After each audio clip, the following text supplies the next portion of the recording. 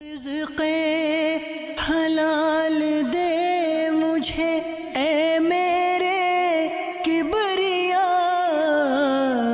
دیتا ہوں تجھ کو واسطہ تیرے حبیب کا، دیتا ہوں تجھ کو واسطہ تیرے حبیب کا۔ الحمدللہ رب العالمین والصلاة والسلام علی سید المرسلین، اما بعد فاعوذ باللہ من الشیطان الرجیم، بسم اللہ الرحمن الرحیم۔ الصلاة والسلام علیک یا رسول اللہ وعلی آلک واصحابک یا حبیب اللہ۔ الصلاة والسلام علیک یا نبی اللہ وعلی آلک واصحابک یا نور اللہ۔ مدنی چینل کے ناظرین، سلسلہ احکام تجارت میں آپ کو خوش آمدید کہتے ہیں۔ ایک بار پھر یہ سلسلہ لے کر حاضر ہیں جس میں آپ کے معاشی معاملات، مالی معاملات، لین دین کے درمیان جو مالی ڈیلز ہوتی ہیں، آپ کی رقم کے لین دین ہوتی ہے، دیگر اس طریقے کے معاملات ہوتے ہیں، انویسٹمنٹ کے معاملات ہوتے ہیں، ملازمتوں کے معاملات ہوتے ہیں، اس کو ہم اس میں فوکس کرتے ہیں۔ بالخصوص اس میں ہمارے ساتھ مفتی صاحب بھی ہوں گے انشاءاللہ، مدنی پھول بھی ارشاد فرمائیں گے۔ مفتی صاحب کی طرف بھی چلتے ہیں۔ سب سے پہلے سلسلے میں درود پاک کی فضیلت، نبی کریم رؤوف الرحیم صلی اللہ علیہ وسلم کا فرمان ہے کہ جسے یہ پسند ہو کہ اللہ رب العزت کی بارگاہ میں پیش ہوتے وقت اللہ عز و جل اس پر راضی ہو، اسے چاہیے کہ مجھ پر کثرت سے درود پاک پڑھے۔ صلو علی الحبیب صلی اللہ تعالی علی محمد صلی اللہ علیہ وسلم۔ مفتی صاحب کو خوش آمدید بھی کہتے ہیں، اور اس سے پہلے کہ آپ گفتگو شروع کریں میں ایک سوال بھی پیش کر دیتا ہوں تاکہ تمہیدی گفتگو کے ساتھ ساتھ وہ بھی آ جائے کہ بہت ساری چیزیں جب ہم مارکیٹ سے لیتے ہیں، کھانے پینے کی اشیاء ہوتی ہیں، بعض کریمیں ہوتی ہیں، شیمپو ہوتے ہیں، تو ان کے اوپر آج کل ٹیگ لگنے لگا ہے کہ حلال پروڈکٹ ہے یہ، اور یہ لگا دیتے ہیں، اور یہ گویا کہ سرٹیفکیٹ ہوتا ہے اس بات کا کہ اب یہ چیز حلال ہے، آپ آنکھیں بند کر کے استعمال کریں، کھائیں پئیں۔ تو کیا اس پہ اعتماد کیا جا سکتا ہے یا نہیں؟ یہ ویلڈ ہے یا نہیں ہے؟ اس کے بارے میں آپ کیا ارشاد فرماتے ہیں؟ الحمدللہ رب العالمین والصلاة والسلام علی سید الانبیاء والمرسلین، اما بعد فاعوذ باللہ من الشیطان الرجیم، بسم اللہ الرحمن الرحیم۔ کچھ چیزیں ایسی ہیں کہ جن کے بارے میں شریعت مطہرہ کا ایک واضح اصول ہے، جب تک حرام ہونے کا کوئی ثبوت نہیں پایا جائے گا اس چیز کو ناپاک یا حرام نہیں کہہ سکتے۔ کچھ چیزوں سے مراد میری گوشت کے علاوہ جو چیزیں ہیں ساری چیزیں آ گئی ہیں۔ مثال کے طور پر کوئی چپس ہیں یا کوئی کولڈ ڈرنک ہے یا کوئی ٹافیاں ہیں، ان کے اوپر ایسی کوئی چیز لکھی ہوئی نہیں ہے کہ جناب اس میں گوشت کے اجزاء بھی شامل ہے ٹھیک، یا جانوروں کے اجزاء بھی شامل ہیں، یا اس کے اندر جو ہے کسی حرام جانور کا دودھ شامل ہے، ایسی چیز لکھی ہوئی نہیں ہے۔ ٹھیک، اور بعض اوقات مشہور ہو جاتی ہے جناب فلاں چیز میں تو یہ ملایا جاتا ہے، فلاں میں یہ ملایا جاتا ہے۔ ٹھیک، تو ایسی صورتحال میں یہی کہا جائے گا کہ سنی سنائی باتیں ہیں، تو سنی سنائی باتوں کی وجہ سے کسی چیز کو حرام نہیں کہا جا سکتا، ایک واضح اصول ہے۔ دوسری چیز یہ ہے کہ لکھا ہوا ہے،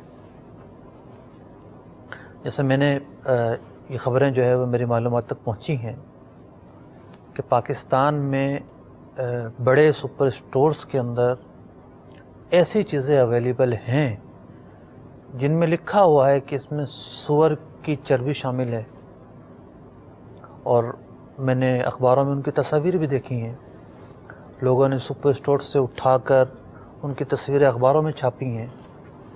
تو جب کمپنی کے جو اس کی پنی ہے یا اس پیکٹ ہے، ریپر پہ ریپر انگریڈینٹس پر لکھے ہوتے ہیں. لکھا ہوا ہے کہ اس میں فلاں حرام جانور کی چربی شامل ہے ٹھیک. یا حرام جانور کا گوشت شامل ہے، تو حلال لکھا ہو یا نہ لکھا ہو تو اس کو کیسے حلال کہا جا سکتا ہے؟ ٹھیک. یہ دو کیٹیگری ہو گئی. پہلی کیٹیگری وہ جس میں محض شک ہے، ثبوت کوئی نہیں ہے، سنی سنائی باتیں ہیں. ٹھیک ہے. دوسری کیٹیگری وہ کہ خود کمپنی لکھ کر دے رہی ہے کہ جناب اس میں فلاں فلاں اجزاء شامل ہیں اور جو حرام ہے. ٹھیک. تیسری کیٹیگری ایک درمیان کی ہے. مثال کے طور پر چائنا سے کوئی پروڈکٹ آتی ہے ٹھیک ہے. اور اس پہ لکھا ہوتا ہے کہ اس میں بیف کے اجزاء شامل ہیں ٹھیک ہے. اور حلال کی ٹیگ بھی لگی ہوئی ہے. ٹھیک ہے.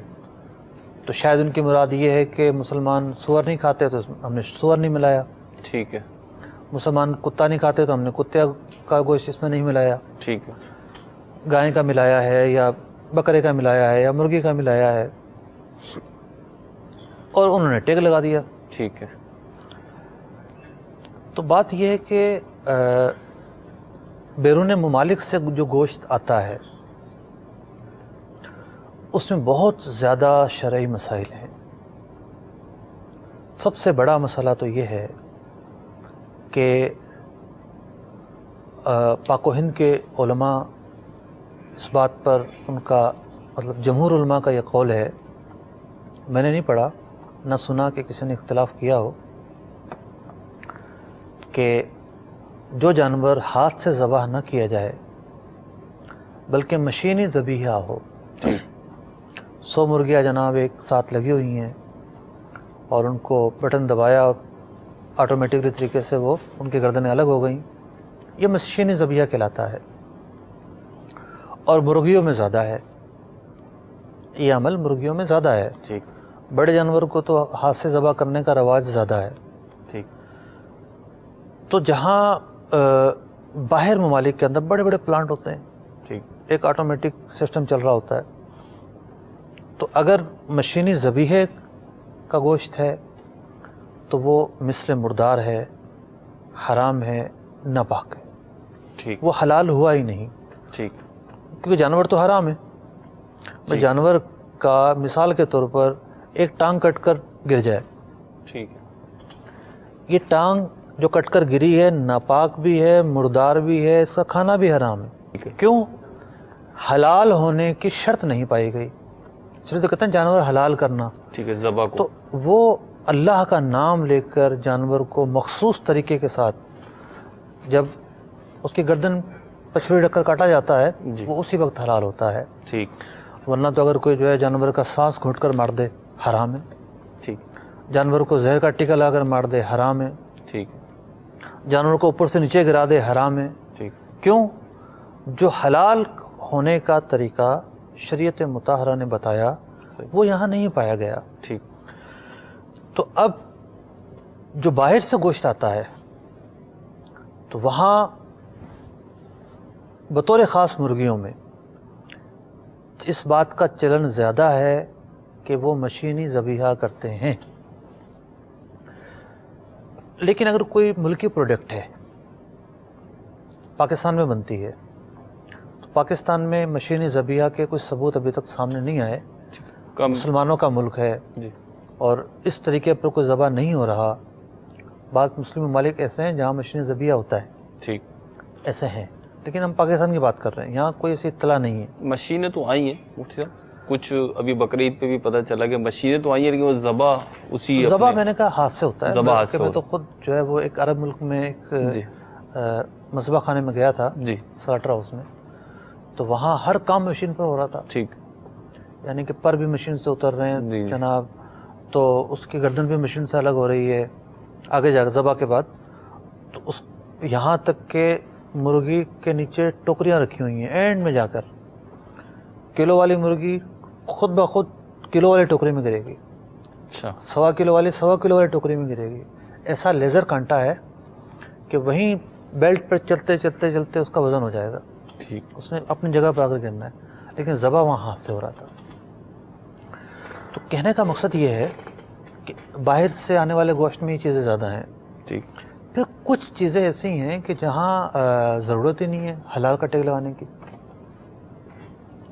اس کا تعلق حلال و حرام سے ہے ہی نہیں.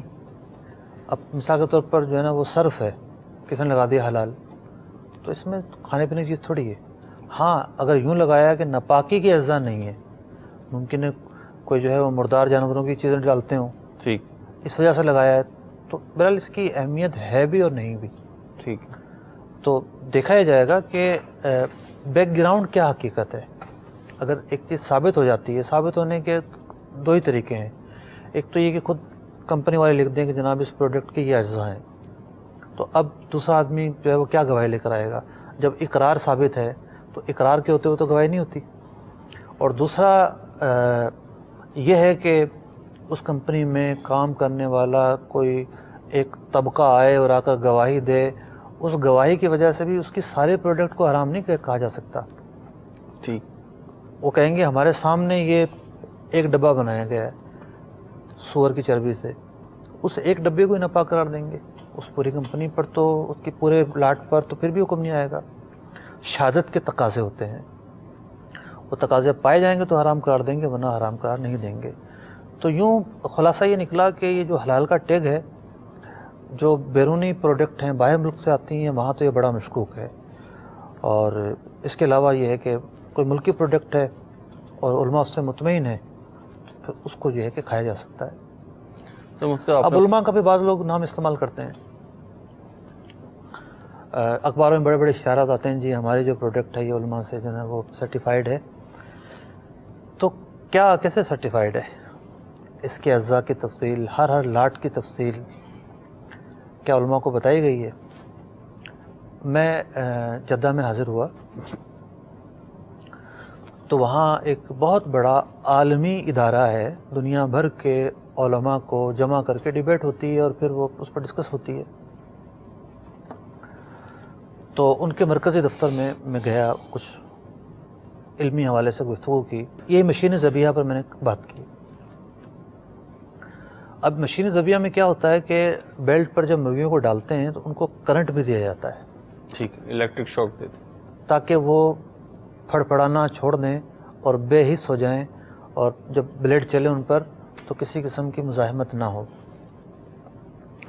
انہوں نے خود بتایا کہ ہم نے کسی ملک میں، بیرون ملک میں جا کر کسی سلاٹر ہاؤس کا دورہ کیا تو وہاں ہم نے یہ دیکھا کہ جو الیکٹرک شاٹ ہے اس کی جو پاور تھی وہ زیادہ تھی، اور بعض مرغیاں تو بیلٹ میں راستے میں ہی جو بھی ان کا ذبح کرنے کا طریقہ تھا اس سے پہلے ہی مر جاتے تھے.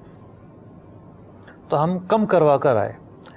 تو اب یہ گئے کسی ملک میں اور کم کروا کر آئے، اور اس کے بعد کیا ہوا؟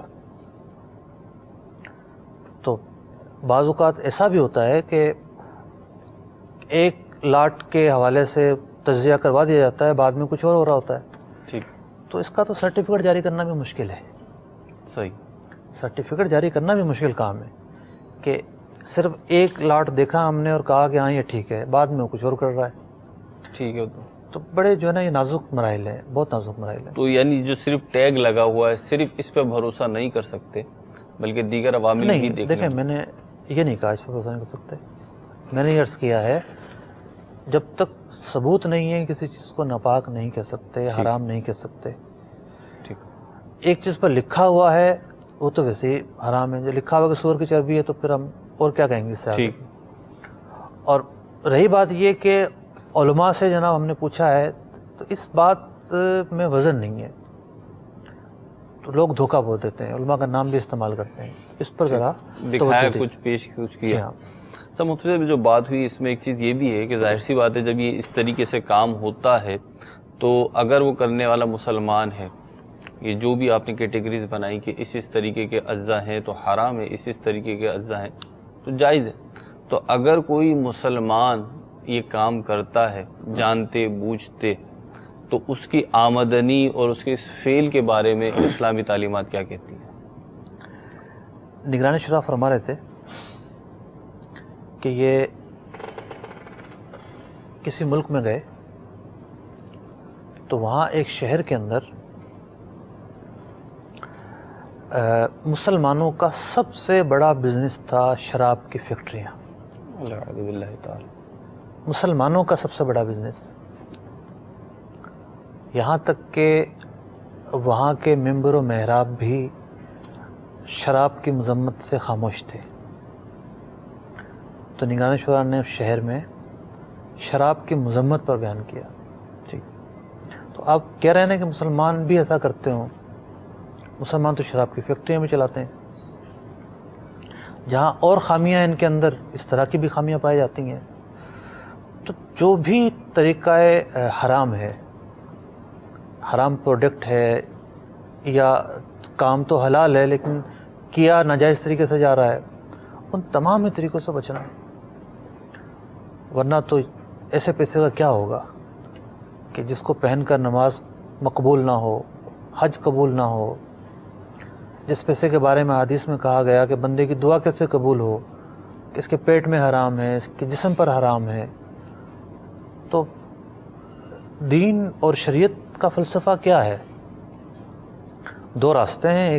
ایک راستہ جو ہے وہ راہ ہدایت کا راستہ ہے، ایک جو ہے وہ بھٹکا ہوا راستہ ہے. اب بندہ چلے بھٹکے ہوئے راستے پر تو پھر نجات کی امید تو وہ نہ رکھے. مطلب ظاہر بات اپنے آپ کو ہلاکت میں ڈال رہا ہے. اللہ تبارک و تعالیٰ کی رحمت بہت وسیع ہے، معاف فرما دے تو وہ قادر مطلق ہے، معاف فرما سکتا ہے. لیکن بہرحال ایسا شخص گناہ گار ہے، ذریعہ آمدنی حرام ہے تو حرام کما رہا ہے وہ. اللہ رب العزت ہمیں حلال کمانے، کھانے کھلانے کی توفیق عطا فرمائے، حرام سے ہمیشہ بچتے رہنے کی توفیق عطا فرمائے. ہمارے سلسلے میں کچھ کالز ہیں، کال شامل کرتے ہیں. صلو علی الحبیب صلی اللہ تعالی علی محمد. 500 بھی لیا ہے اور آنے والے گاہک کو میں بتاتا ہوں 600 700 کا. کیا یہ میرے لیے حرام ہے یا حلال ہے؟ دوسری کال چلائے گا. میں نبیل اتاری ملیل کراچی سے بات کر رہا ہوں، اور میرا سوال ہے کہ پرائز بانڈ اور اس سے نکلنے والی رقم جائز ہے یا ناجائز؟ ٹھیک ہے، ایک اور کال دے دیجیے گا ہمیں. مسجد گیا ہوں، لائٹ دکانوں میں استعمال ہو سکتی ہے کہ نہیں؟ اس سے یہ پہلا سوال جو ہے جھوٹ بولنے سے متعلق سوال ہے. انہوں نے خریدا 500 کا ہے، بتاتے 700 کا ہے. یہ جھوٹ ہے، اور جھوٹ بولنے سے احادیث مبارکہ میں آیا کہ جھوٹ بولنے سے چیز تو بک جاتی ہے لیکن برکت اٹھا لی جاتی ہے. اس طریقے سے بچنا ان پر واجب ہے. سچ بولیں. اور کیا ضروری تھوڑی ہے کہ گاہک کو آپ قیمت بتائیں گے ہی بتائیں گے؟ کہ ہر آدمی قیمت بتاتا ہے میں نے اتنی خریدی ہے. کام کرنے کے 100 طریقے ہوتے ہیں. ایک مارکیٹ کی ایک سائیکلوجی بنی ہوئی ہے کہ کسٹمر کو یوں مطمئن کرنا ہے کہ یار ہمیں اتنے کا پڑا ہے تو اب ہم آپ کو جب تک پروفٹ نہیں رکھیں گے دیں گے کیسے. تو یہ مارکیٹ کی سائیکلوجی ایک بنی ہوئی ہے. مارکیٹ کی سائیکلوجی تو نہیں ہے، بس جو ان پڑھ لوگ ہیں جنہوں نے کچھ پڑھا لکھا نہیں ہے، یہ ان کی سوچ ہے. دنیا میں مارکیٹنگ کے 1000 طریقے ایجاد ہو چکے ہیں. پوری ایک فیلڈ ہے مارکیٹنگ، پڑھی اور پڑھائی جاتی ہے کالجوں یونیورسٹیوں کے اندر. لوگ کمپنیاں چلاتے ہیں پوری ہیں، زیرو سے اربوں تک پہنچ جاتے ہیں. بے شک. تو کاروبار کے ان کے پاس طریقے ہیں نا. ہر بندہ تو یہ طریقہ استعمال کر کے امیر نہیں بنا. بے شک. تو کہنے کا مقصد یہ ہے کہ اس طریقے کے علاوہ بھی گاہک کو جو ہے منانے کے طریقے ہوتے ہیں. ایسے طریقے سے منایا جائے، ایسے طریقے سے اس کو قائل کیا جائے جس میں جھوٹ کا ارتکاب نہ ہو، خیانت کا ارتکاب نہ ہو، دھوکہ دہی کا ارتکاب نہ ہو. تو بہت سارے طریقے ہیں، گاہک سے بات کی جا سکتی ہے. ٹھیک. مطلب دوسرا سوال تھا ہمارا کہ پرائز بانڈ کی رقم اور اس سے حاصل ہونے والا انعام. پرائز بانڈ جو ہے وہ خریدنا بیچنا بھی جائز ہے، اور اس سے حاصل ہونے والا جو انعام ہے اس سے ہم کئی انعام رہے ہیں تو وہ بھی جائز ہے. اس میں نہ تو کوئی سود کا پہلو ہے اور نہ ہی کسی قسم کا جوئے کا پہلو ہے. سمجھتے تیسرا سوال آیا ہمارے پاس جو کہ مسجد کے لائٹ دکانوں میں دینا، تو اب یہ دیکھیں اس کی 2 سے 3 کیٹیگری بن سکتی ہے. اگر تو وہ دکانیں مسجد کی ہیں اور سب میٹر وغیرہ لگا دیے مسجد نے، مسجد کی ہی پراپرٹی ہے وہ، جی تو گنجائش کے کچھ پہلو نکلتے ہیں. ٹھیک ہے. لیکن اگر وہ دکانیں خارجی ہیں، مسجد سے کوئی تعلق نہیں ان کا، لوگوں کے ذاتی ہیں، ٹھیک، تو نہ تو ان کو معاوضے کے طور پر پیسے لے کر سب میٹر لگا کر، ٹھیک ہے، اور نہ ہی انہیں مفت میں کسی بھی طرح ان کو لائٹ نہیں دی جا سکتی، اور میری معلومات کے مطابق ایسا کرنا غیر قانونی بھی ہے. ٹھیک. تو یہ دکانوں پہ اگر مسجد کی ہیں تو میٹر لگا کے سب میٹر لگا کے پیسے لیتے ہیں تو ٹھیک ہے، ٹھیک ہے نہیں کہا میں نے، اس میں گنجائش نکل آئے گی، دیکھا جائے گا کن کیونکہ حالات سوال بھی تھوڑا مبہم تھا، کن حالات میں دی جا رہی ہے اور کیا صورتحال ہے اور کیا نہیں، تو وہاں گنجائش کے پہلو نظر آتے ہیں. ٹھیک. لیکن جو دوسری صورت ہے اس میں تو کوئی گنجائش نہیں ہے. اچھا مفتی صاحب، اسی میں ایک سوال آیا کہ مسجد کا جو پانی ہوتا ہے، بعض جگہ مسجدوں میں لکھا ہوتا ہے کہ اگر کین بھر کے لے کے جا رہے ہیں تو 5 روپے مسجد کی پیٹی میں ڈال کہاں سوال آیا؟ جی ذہن میں سوال ذہن آیا. میں سوال آیا، یہ لکھا ہوا دیکھا تھا ایک مسجد میں کہ اس کے وضو خانے کے اوپر یہ لکھا ہوا تھا کہ اگر کین بھر کے لے کے جا رہے ہیں، کولر بھر کے لے کے جا رہے ہیں تو 5 روپے یا 10 روپے مجھے یاد پڑتا ہے وہ مسجد کی پیٹی میں ڈال دیں. تو یہ بھی گویا کہ پانی فروخت ہو رہا ہے. کل میں روڈ سے گزر رہا تھا تو میری نظر ایک مسجد پر پڑی. اس مسجد کی ایک پوری دیوار پر کسی کمپنی کا اشتہار لگا ہوا تھا، باقاعدہ کیلے ویلے ٹھوک کر، اور پورا جو نا پینافلیکس اشتہار بہت لمبا چوڑا لگایا گیا تھا. افسوس ہوا کہ کیسی جو ہے نا وہ مسجد کمیٹی ہے، شریعت کا کوئی پاس نہیں اسے. اصول یہ ہے کہ مسجد کی جو جگہ ہے، مسجد آئینہ جو مسجد ہے یا فنائے مسجد ہے، تو مسجد کی جو چیزیں ہیں یا مسجد کا جو حصہ ہے اسے کمرشل نہیں کیا جا سکتا. جو پانی مسجد کے ٹینک میں ہے وہ وقف ہے نمازیوں کے لیے، بیچنے کے لیے وقف نہیں ہے. مسجد کی دیوار ہے، مسجد کی دیوار کے برابر میں ایک پڑوسی کا گھر ہے، پڑوسی کو اس بات کا حق نہیں کہ وہ اپنے کام کے لیے مسجد کی دیوار میں کیل ٹھونکے. ٹھیک. اسے اس بات کا حق نہیں کہ اسے کوئی اگر ٹیئر گارڈر ڈالنا ہے تو مسجد کی دیوار پر سہارا دے، بلا معاوضہ کرے یا پیسے دے کر کرے. کیونکہ مسجد جو خاص مسجد کا حصہ ہے، ذاتی نفع نہیں اٹھا سکتا. خاص مسجد کا جو حصہ ہے، نہ تو کوئی سے ایسا ذاتی نفع نہیں اٹھا سکتا جس کا عرف نہیں ہے. ایک وضو کرنا بھی ذاتی نفع ہے ایک طرح سے، گھر بھی کر سکتا ہے وہاں بھی کرے، لیکن اس کا ایک عرف ہے. ٹھیک. اور دوسرا یہ کہ مسجد کو، فنائے مسجد کو اس طرح کمرشل کرائے پر نہیں دے سکتے. اس طرح میں نے مثال عرض کی کہ مسجد کی بیرونی دیوار پر جو ہے وہ پورا اشتہار لگا دیا، اس سے پیسے لے رہے ہیں ایڈورٹائز کمپنی سے، یا آج کل موبائلوں کے وہ لگتے ہیں کھمبے لگتے ہیں جی، اینٹیناز، وہ لگا کے مسجد کی چھت پر کرایہ لے لیا. نہیں، یہ مسجد کا کمرشل استعمال ہے اور ایسا کرنا جائز نہیں ہے. البتہ ایک تو ہے مسجد، اور ایک وہ پراپرٹی ہوتی ہے کہ لوگ مسجد کے اوپر وقف کرتے ہیں. ٹھیک. یعنی مسجد پوری ایک قائم و دائم ہے، وضو خانہ اور یہ سب چیزیں. 2 گلی بعد کسی کا ذاتی گھر تھا، اس نے ثواب کے گھر سے یہ گھر مسجد کو وقف، مسجد کے اوپر وقف کر دیا. اس گھر کو مسجد بنانا اور ہے اور اس کو مسجد پر وقف کرنا اور ہے. دونوں میں فرق ہے دونوں میں. ٹھیک. تو اگر کوئی اس لیے وقف کرے کہ بھئی میری اس جگہ کو مسجد بنا دیا جائے، ٹھیک، تو وہاں مسجد ہی بنے گی. ٹھیک. لیکن بعض جگہ یہ ہوتا ہے کہ مسجدوں کی آمدنی نہیں ہوتی، گاؤں دیہات میں تو اس کا رواج زیادہ ہے، لوگ اپنی زمینیں جو ہے مسجد پر وقف کر دیتے ہیں. ٹھیک. تو ان زمینوں میں پھر کاشتکاری ہوتی ہے، اس کی جو آمدنی ہے وہ پھر مسجد کے چندے کے طور پر آتی رہتی ہے، ٹھیک، اور مسجد کی ملکیت ہوتی ہے. تو اس طرح کو کوئی گھر وغیرہ ہے تو یہ گھر کمرشل یوز ہو سکتا ہے، کیونکہ یہ مسجد نہیں ہے، یہ تو خود واقف نے مسجد کی آمدنی کے لیے وقف کیا ہے. ٹھیک. یہ مسئلہ اور ہے اور یہ مسئلہ اور ہے، دونوں میں فرق ہے. ٹھیک. اللہ رب العزت ہمیں مساجد کی شریعت کے دائرے میں رہ کر علم دین حاصل کرتے ہوئے اور رہنمائیاں لیتے ہوئے خدمت کرنے کی توفیق عطا فرمائے، ان سے فائدے اٹھانے کی توفیق عطا فرمائے۔ ہمارے پاس کچھ کالز ہیں، کالز دیجیے گا ہمیں۔ صلو علی الحبیب صلی اللہ تعالی علی محمد صلی اللہ علیہ وسلم۔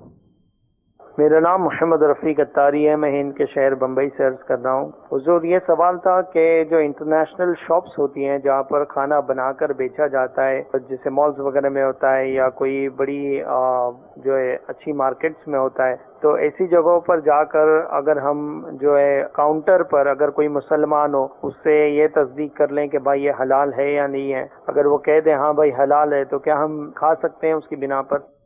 ٹھیک ہے، انشاءاللہ عز و جل عرض کرتے ہیں۔ ایک اور کال دے دیجیے گا ہمیں۔ مجھے یہ سوال کرنا ہے کہ جیسے قربانی کے جانور وغیرہ کاٹتے ہیں تو میرے ساتھ اس ٹائپ کا واقعہ ہوا کہ جیسے کہ 4 بکرے میں نے یک کے بعد دیگرے کاٹے نا، 2 بکرے تو جیسے کہ بسم اللہ اللہ اکبر کہہ کر کاٹے، تیسرے میں بھی اور چوتھا بھی بسم اللہ اللہ اکبر کہہ کر ہی کاٹا۔ تیسرے میں کچھ اس قسم کا معاملہ ہو گیا کہ وہ نیت تو تھی جیسے بسم اللہ اللہ اکبر کہہ کر کاٹنے کی ہی نیت تھی، کاٹتے وقت جو ہے نا اس وقت تھوڑا سا ذہن میرا آگے پیچھے ہو گیا نا، تو تھوڑا سا بالکل کاٹنے کے فوراً بعد مجھے یاد آیا، جیسے ابھی کاٹنا شروع کیا پھر یاد ہے میرے کو کہ بسم اللہ، تو پھر میں نے بسم اللہ اللہ اکبر بسم اللہ اللہ اکبر کا، تو اس طرح یعنی کہ وسوسہ دماغ میں جیسے بار بار آ رہا تھا، تو یعنی کہ قربانی تو ہو گئی نا، جیسے کہ ذبیحہ جو حلال ہوا نا، یہ ذرا اس کے بارے میں ارشاد فرما دیں۔ السلام علیکم۔ انشاءاللہ وعلیکم السلام، انشاءاللہ عز و جل عرض کرتے ہیں۔ ایک اور کال دے دیجیے گا ہمیں۔ میرا نام یوسف چاند ہے، میں بلیک برن انگلینڈ سے بول رہا ہوں۔ احکام تجارت کے پروگرام میں حضرت سے سوال ہے کہ دارالحرب اور دارالاسلام کے بارے میں کچھ معلومات فرمائیں۔ سنا ہے کہ دارالحرب میں کافی چیزیں جو دارالاسلام میں نہیں کر سکتے وہ کر سکتے ہیں، ایسا یہاں انگلینڈ میں لوگ کہتے ہیں، تو برائے مہربانی ہم کو کچھ مدنی پھول ارشاد فرمائیں۔ آپ کو بھی انشاءاللہ عز و جل جواب دینے کی ترکیب بناتے ہیں۔ اس سے پہلا سوال جو آیا کہ انٹرنیشنل شاپس ہوتی ہیں، بڑے بڑے شاپنگ مالز ہوتے ہیں، وہاں پہ کھانے کے ریسٹورنٹس ہوتے ہیں، دکانیں ہوتی ہیں، تو وہاں پہ اگر کاؤنٹر پہ مسلمان ہیں تو اس سے اگر پوچھ لیں، تصدیق لے لیں کہ کھانا حلال ہے یا نہیں۔ اگر وہ دال ہے، سبزی ہے، تو آنکھ بند کر کے لے لیں۔ ٹھیک ہے، جب تک ان کے بارے میں یہ تحقیق نہیں ہے ہمیں کہ اس میں حرام اجزاء شامل ہوتے ہیں ٹھیک ہے، یا کوئی شراب ڈالی جاتی ہے، کوئی تحقیق نہیں ہے ہمیں، تو ٹھیک، ان چیزوں کو ناپاک نہیں کہہ سکتے۔ ٹھیک ہے، لیکن جو گوشت کا معاملہ ہے یہ ایک الگ چیپٹر ہے۔ ٹھیک، گوشت کے معاملے میں وہ زیادہ سے زیادہ یہ کہے گا کہ جناب یہ بیف ہے اور یہ مٹن ہے، یہ چکن ہے، اس میں کتا نہیں ہے، سور نہیں ہے، فلاں نہیں ہے، فلاں نہیں ہے، جو مسلمان جس کو حلال سمجھتے ہیں وہ چیزیں ہیں۔ بات صرف اس پر جو ہے نا وہ ختم نہیں ہو جاتی۔ جیسے میں نے مشینی ذبیحہ پر گفتگو کی، اس کے علاوہ بھی بہت سارے اور مسائل ہیں۔ ٹھیک، اگر یہ بات کر رہے ہیں پاکستان سے باہر کی، جی، یہ جواب اس تناظر میں ہے۔ ٹھیک ہے، تو گوشت کے معاملے میں پورا جو ہے وہ ایک ضابطہ ہے، اطمینان پورے جو ہے وہ سوالات ہیں۔ ہمارے دارالفتہ سے کچھ فتاویٰ جاری ہوئے ہیں اس حوالے سے کہ بیرون ممالک جو ہے کوئی شخص جا کر اگر گوشت کھانا چاہتا ہے تو اس حوالے سے اسے کیا چیزیں اپنے سامنے رکھنی چاہیے۔ ٹھیک، تو darulifta@dawat-islami.net پر یہ میل کر کے وہ فتاویٰ منگوا سکتے ہیں۔ دوسرا سوال جو آئے، قربانی کے بکرے چھری چلانے کے وقت جو ہے وہ بسم اللہ، سائل سوال بھی کر رہے ہیں اور جواب بھی دے رہے ہیں۔ اصل میں وہ کنفیوز یہ ہے کہ ہماری قربانی ہو جائے، ہمارا جو بکرا ذبح کرا ہے وہ حلال ہی قرار پائے۔ نہیں، اگر وہ حلال ہی نہیں ہوگا تو قربانی بھی نہیں ہوگی۔ اب یہ تو آپ ارشاد فرمائیں گے۔ تو حلال ہونا تو لازم و ملزوم ہے نا۔ مسلمان اگر ذبح کرتا ہے جانور کو اور وہ اللہ کا نام لینا بھول جاتا ہے، ٹھیک، تب بھی وہ جانور حلال ہے۔ ماشاءاللہ، اگر جان بوجھ کر اس پر جو ہے وہ تسمیہ ترک کرتا ہے، ٹھیک، اللہ کا نام لینا ترک کرتا ہے جان بوجھ کر، پھر وہ حلال نہیں ہوگا۔ ٹھیک، اب جان بوجھ کے ترک کرنے کی ایک مثال، 2 افراد ذبح کر رہے ہیں. ہوتا ہے نا گھر میں صدقہ وغیرہ کروانا ہو یا بقرعید کے موقع پر بھی قربانی جو ہوتی ہے تو خواہش ہوتی ہے کہ ہم خود ذبح کر لیں. ٹھیک. اب خود کو چھری چلانا نہیں آتی, اب ایک ہاتھ چھری کا جو ہے نا وہ صاف پکڑتے ہیں چھری کو اور ایک اس کے اوپر ہاتھ رکھتے ہیں. یہ اب ہو گئے 2 افراد. تو اب ان دونوں پر تسمیہ واجب ہے. ٹھیک. دونوں پر لازم ہے کہ دونوں تسمیہ پڑھیں, اس پر تکبیر پڑھیں. ٹھیک. ایک نے سمجھا گیا دوسرا پڑھ لے گا نا, کافی ہے. یہ جان بوجھ کر چھوڑنا ہوا. ٹھیک. تو جان بوجھ کر اگر کسی نے چھوڑا ہے تو جانور حلال نہیں ہوگا. بھولے سے چھوٹ گیا ہے تو جانور حلال ہو جائے گا. جیسا کہ خود بتا رہے ہیں کہ ایک ساتھ 4 جانور ذبح کیے ہیں اور ایک پر جو ہے وہ دماغ آگے پیچھے ہو گیا, تو بھول ہی کا ایک تاثر مل رہا ہے. تو اگر بھول سے ہی چھوٹا ہے تو جانور حلال. چھری پھیرنے کے بعد پڑی ہے انہوں نے, مطلب یہ کہہ رہے ہیں وہ ٹائمنگ ذرا وہ آؤٹ ہو گئی اس کی. اگر بھول کر ہے تو حلال ہے. ٹھیک. یہ ان کی جانور بھی حلال ہو گیا اور یعنی قربانی بھی پھر ہو گئی. تیسرا سوال تھا ہمارا یہ یوسف چاند بھائی ہمارے انگلینڈ سے, دارالحرب اور دارالسلام کے احکامات میں کچھ فرق ہے, اب یہ اسے جاننا چاہ رہے ہیں اس بارے میں. انہیں آدھی بات پتہ ہے جی کہ بہت سارے کام وہ ہیں جو دارالاسلام میں جائز نہیں ہوتے, دارالحرب میں جائز ہو جاتے ہیں, اور بہت سارے کام وہ ہیں جو دارالاسلام میں جو ہے وہ جائز ہیں, دارالحرب میں ناجائز ہو جاتے ہیں. اچھا, تو یہ کہہ رہے ہیں نا یہ جواز کا پتہ ہے کہ دارالاسلام میں ناجائز, دارالحرب میں جائز, یہ انہوں نے سوال کیا. جی. لیکن میں یہ عرض کر رہا ہوں کہ کچھ ایسے کام بھی ہیں کہ جو دارالاسلام میں جائز ہوتے ہیں وہاں ناجائز ہو جاتے ہیں, تبدیل ہو جاتے ہیں. تو کہنے کا مقصد یہ ہے کہ یہ تو ایک ہے انتہائی پھیلا ہوا اور وسیع سوال جس کے جواب میں کتابیں لکھنی پڑیں, کتاب بھی نہیں کتابیں لکھنی پڑیں. یہ کاموں کی یہ تفصیل ہے, یہ علمی ابحاث ہیں اور یہ سب کچھ. لیکن اس طرح کا سوال کرنے والا غالب طور پر ربا کے بارے میں سوال کر رہا ہوتا ہے, تو میں اس مسئلے کا جواب دے دیتا ہوں. ٹھیک. دارالحرب کی کوئی تخصیص نہیں ہے, بلکہ حربی کافر جہاں بھی ہو تو اس کے اور مسلمان کے درمیان ربا نہیں ہوتا. ٹھیک. مطلب یہ ہے کہ مسلمان اگر اس کو پیسے دے اور سود کی نیت سے نہیں, ایک جائز نفع کی نیت سے وصول کرے نفع, تو یہ جائز ہے.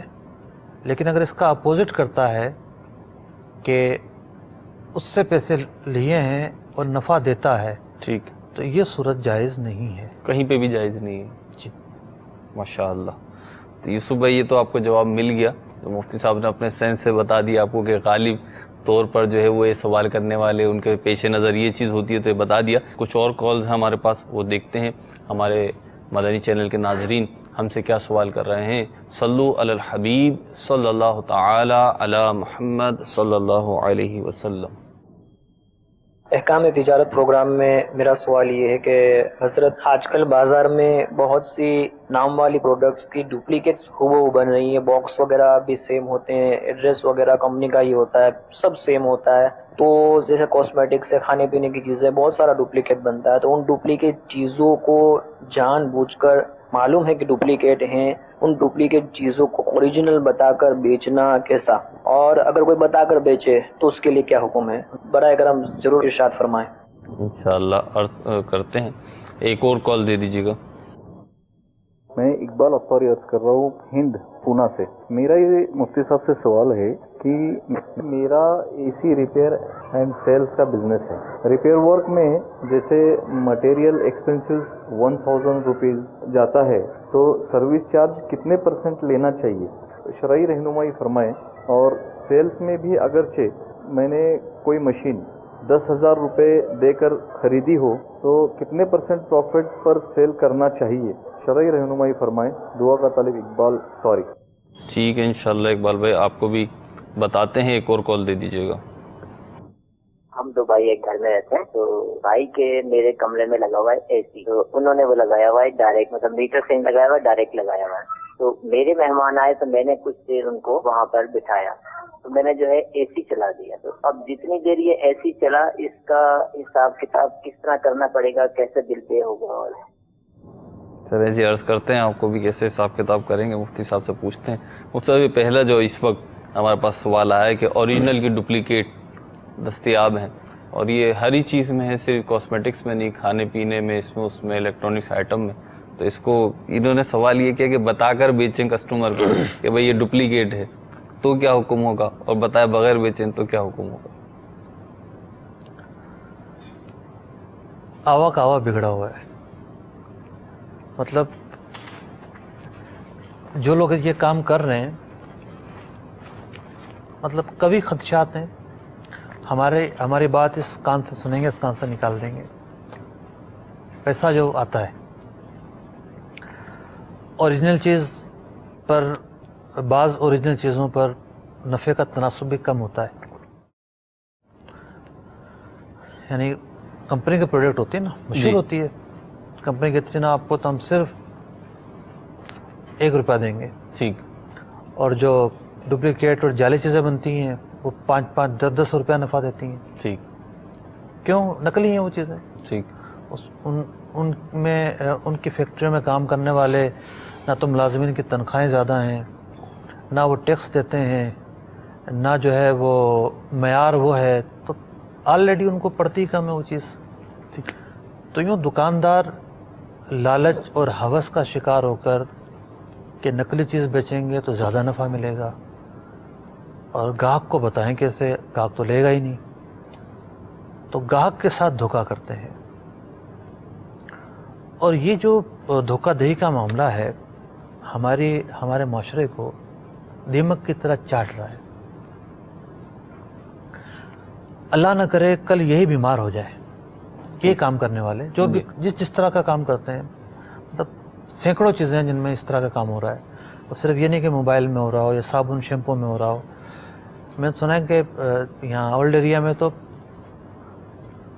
बाकायदा फीलिंग हो रही होती है, फलां शैम्पू चल रहा है, चलो भाई फलां साबुन चल रही है, अरे पर लगा दो, ये कर दो, वो कर दो। इवन दवाइयाँ नकली आती हैं। मैं वही उसी तरफ आ रहा हूँ, ये काम करने वाले बीमार हो जाएं, एक्सीडेंट हो जाए, खून बह रहा हो, अब इन्हें वो दवाइयाँ दी जाएं कि जो जान बचाने के लिए, खून रोकने के लिए ज़रूरी होती हैं, बैक्टीरियाज और जरासीमों के मारने के लिए ज़रूरी होती हैं, और वो 2 नंबर हो, तो फिर क्या होगा?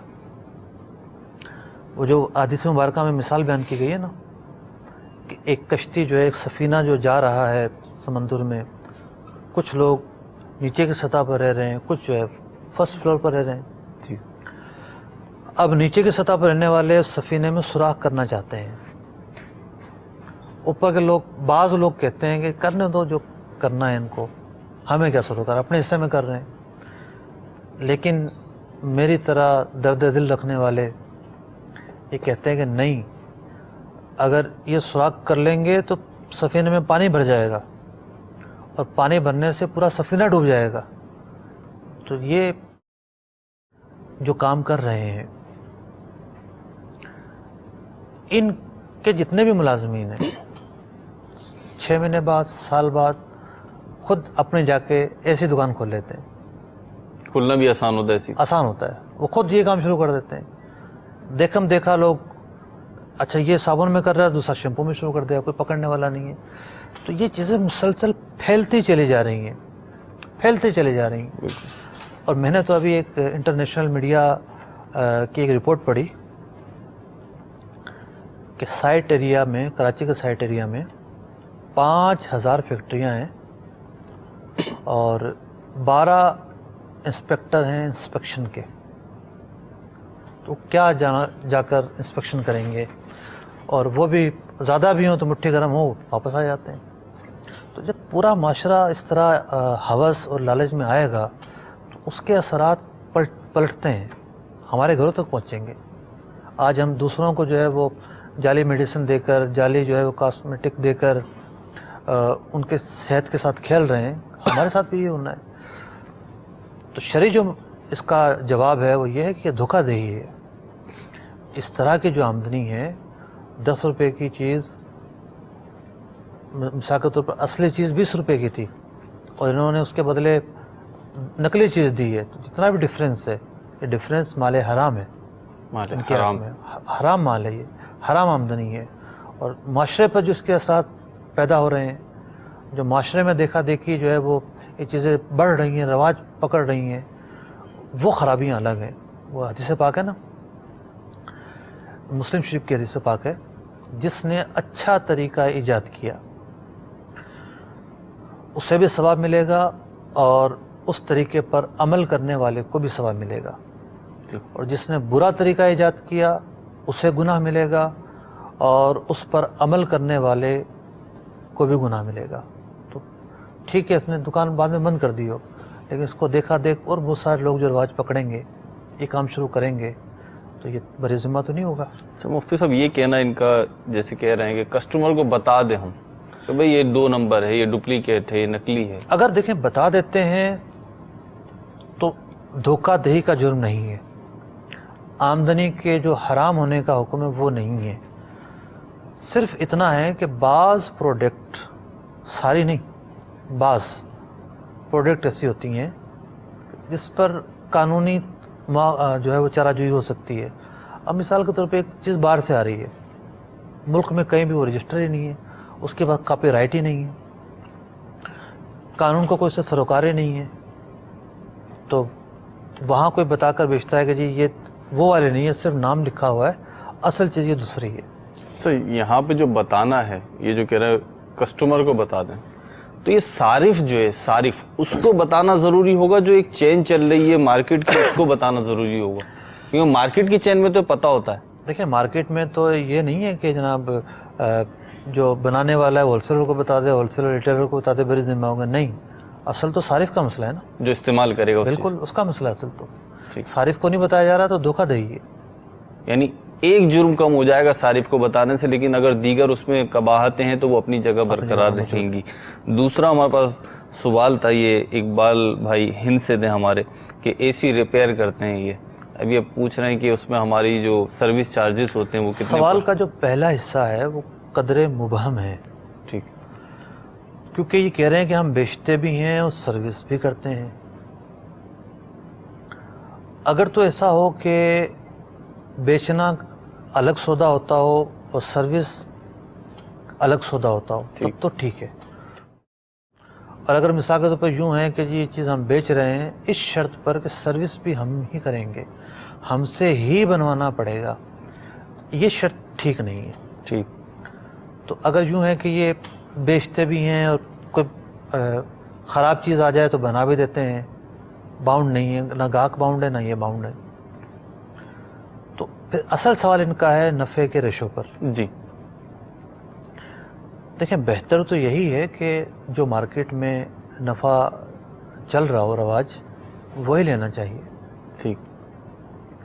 اور اگر اس سے کچھ کم کر دیں تو وہ زیادہ اچھا ہے. ٹھیک. یعنی یہ بھی صدقے کی قسم ہے کہ آپ لوگوں کی دقتوں کو دیکھتے ہوئے, لوگوں کی مشکلات کو دیکھتے ہوئے ان پر آسانیاں پیدا کریں, اس پر بھی جو ہے وہ اجر و ثواب انہیں ملے گا. یعنی آمدنی اپنی جگہ اور حلال آمدنی اپنی جگہ, اور صدقے کا ثواب بھی بالکل ثواب ملے گا اس پر. خیر خواہی ہے نا, ماشاء اللہ, خیر خواہی ہے. ماشاء اللہ. دوسری صورت یہ ہے کہ یہ کسی قسم کا دھوکہ نہیں دیتے, خیانت نہیں کرتے. یہ نہیں کہ تار نکلا ہوا تھا اور صرف تار جوڑ کر چلے گئے اور بتا دیا جی کیپیسٹر خراب ہے, ہم لے کر جا رہے ہیں اور ہم آئیں گے تو پھر اتنے کا لگے گا. ٹھیک. کسی قسم کا دھوکہ نہیں دیتے, یہ بتا کر پیسے لیتے ہیں. تار لگایا تو تار لگانے کے پیسے لیتے ہیں کہ تار لگایا ہماری اتنی مزدوری ہے. تو کوئی باؤنڈ نہیں ہے, شریعت نے اس حوالے سے کوئی باؤنڈ نہیں کیا, نہ خرید و فروخت میں باؤنڈ کیا ہے, نہ سروس میں باؤنڈ کیا ہے. بیچنے والا مالک ہے اپنی چیز کا, وہ جتنا چاہے مہنگی بیچے, اور خریدنے والا چاہے تو خریدے چاہے نہ خریدے. یہی معاملہ سروس کے حوالے سے. یہ ہمارا آخری سوال تھا یہ کہ اے سی, دیکھیں انہوں نے جو اے سی چلایا ان کو پتہ تھا یہ مطلب کچھ چوری کا مال ہے, مطلب چوری ایک طرف سے. تو ان کو نہیں چلنا چاہیے تھا اور اتنی رقم جو ہے یہ کمپنی کو ادا کرے، یہ اس کا حکم ہے۔ اللہ رب العزت جو کچھ سنا اس پہ عمل کرنے کی توفیق عطا فرمائے۔ صلو علی الحبیب صلی اللہ تعالی علی محمد صلی اللہ علیہ وسلم۔ رزق حلال دے مجھے اے میرے کبریا، دیتا ہوں تجھ کو آستا تیرے حبیب کا، دیتا ہوں تجھ کو آستا تیرے حبیب کا۔